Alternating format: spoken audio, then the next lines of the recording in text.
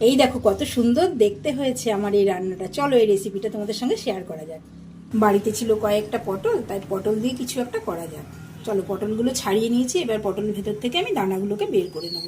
এইভাবে পটলগুলো মধ্যেখান দিয়ে কেটে নেব। এবার আস্তে আস্তে চামচের সাহায্যে এইভাবে আমি দানাগুলোকে বার করে নেব। এই দেখো পটলের পেটগুলো আমি পুরো ফাঁকা করে নিয়েছি। এইভাবে ফাঁকা করে নিতে হবে। এইদিকে আমি কাঁচা লঙ্কা, আদা, রসুন, পেঁয়াজ, টমেটো এটাকে ভালো করে মিক্সিতে পেস্ট করে নেব। তেল গরম হয়ে গেছে, এবার আমি চিংড়ি মাছ দিয়ে নেব। এইবার সামান্য পরিমাণ নুন আর হলুদ দিয়ে চিংড়ি মাছগুলো খুব ভালো করে ভেজে নেব।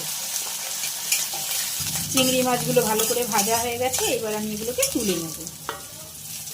চিংড়ি মাছ ভাজা তেলের মধ্যে আমি দিয়ে দেবো আরেকটুখানি তেল। এর মধ্যে আমি দিয়ে দেবো কিছু বেটে রাখা চিংড়ি মাছ, দিয়ে এটাকে ভালো করে ভাজবো। ভাজা হয়ে গেছে, এবার এর মধ্যে দিয়ে দেবো সিদ্ধ করে রাখা আলু। এবার এর মধ্যে দিয়ে দেবো আগে থেকে করে রাখা মশলাটা।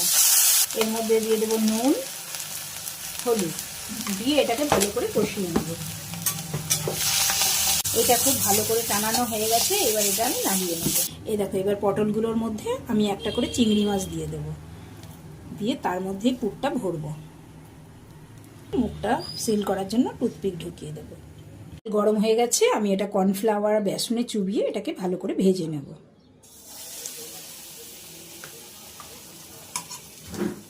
পুরটা যাতে বেরিয়ে না যায় তাই জন্যই এই প্রলেপটা লাগিয়ে নিচ্ছি।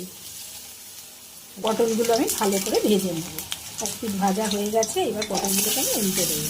এগুলো ভালো করে ভাজা হয়ে গেছে, এবার এগুলোকে আমি একে একে সব তুলে নেব।